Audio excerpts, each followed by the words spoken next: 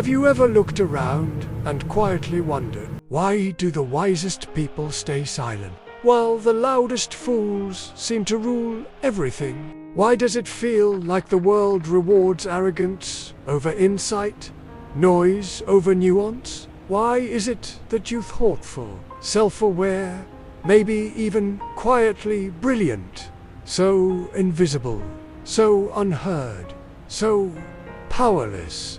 You're not imagining it. You're not crazy. The world you live in was never built for people like you. And there's a terrifying reason why. One that few are brave enough to confront. Let's begin with a brutal truth. The world is not led by the wise, but by those who appear certain, even when they know nothing. This isn't new.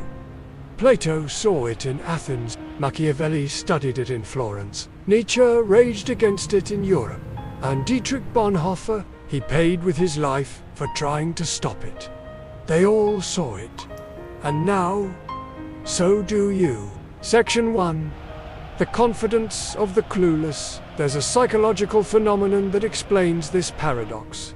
It's called the Dunning-Kruger effect. In short, the less someone knows, the more confident they are in their beliefs, because they're too ignorant to realize how much they don't understand.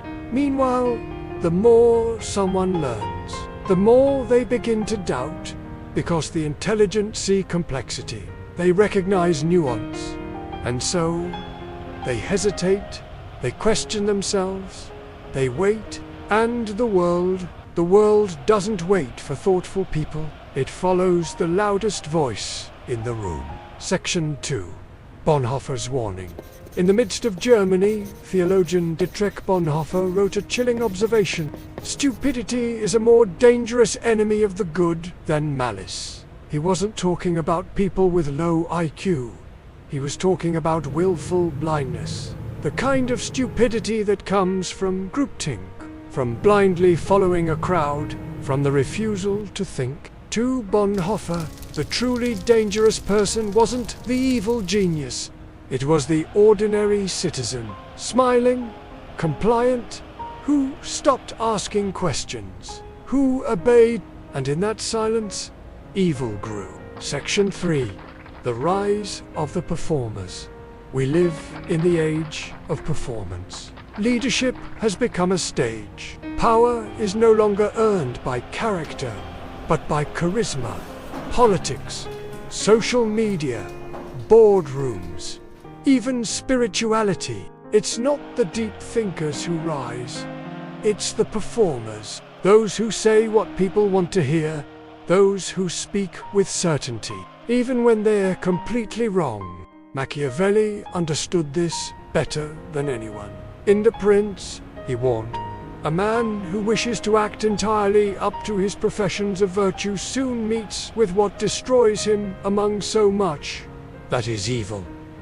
Translation: if you are truly virtuous and truly honest, you will be devoured, because the game of power doesn't reward honesty, it rewards manipulation. Section 4. Why you stay silent? You've probably felt this. That quiet frustration when you watch someone less capable, less informed, rise above you. You bite your tongue in meetings. You hesitate to speak online. You worry that you'll say the wrong thing. You doubt yourself, not because you're unsure, but because you know how complex things really are. You're thoughtful, you carry the weight of understanding. And in a world of hot takes and soundbite, that makes you slow, measured, silent. But the world doesn't hear silence. Section 5. The curse of awareness. Awareness is a gift, but it's also a curse. Nietzsche once said, "He who has a why to live can bear almost anyhow." But what he didn't say, at least not explicitly, is this: the deeper your why, the heavier your how becomes. Because to be awake in this world is to constantly wrestle with absurdity, to see how broken it is, and still try to live with integrity. You don't get to be naive. You don't get to blindly follow. You see too much, and that means you're often alone with truths that others aren't ready to hear. Section 6. The Empire of Idiocracy. Civilizations don't fall because of external enemies. They crumble from within, when wisdom is mocked and ignorance is celebrated. We've seen it before. Rome fell not just from invasions, but from decay, from moral rot, from gluttony, from leadership that prioritized comfort over courage.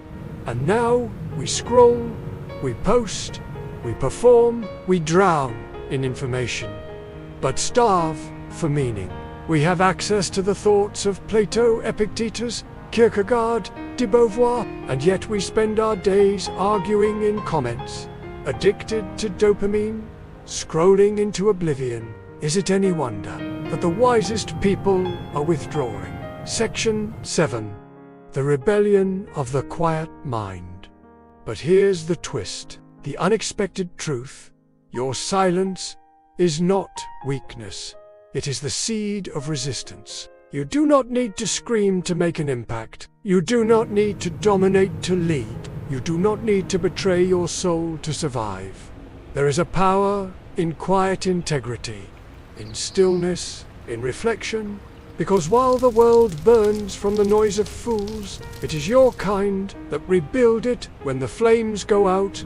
And maybe that's always been the role of the wise, to endure, to observe, and then, when the time is right, to speak.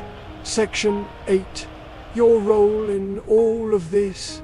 You were never meant to fit into this world, because you were meant to change it. You are the antidote to idiot. But you cannot wait forever.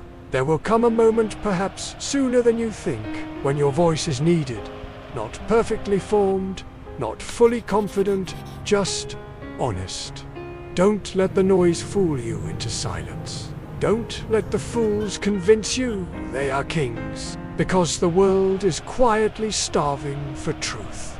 And you are one of the few still brave enough to search for it. Conclusion. A call to inner power. So let this be your quiet revolution. You don't need to scream. You don't need to dominate. But you must not disappear. Read deeply, think freely, speak carefully, act bravely, and remember, it is better to be wise and overlooked than foolish and applauded. Because while the crowd cheers for the clown on stage, somewhere in the shadows, a mind like yours is quietly rewriting the future. Let them have the spotlight. You are building the fire that will light the next age. And one day, when the world grows tired of lies, noise, and ego, it will turn, in desperation, back to the ones who had been watching all along. To you, the price of wisdom is loneliness, but the reward is legacy.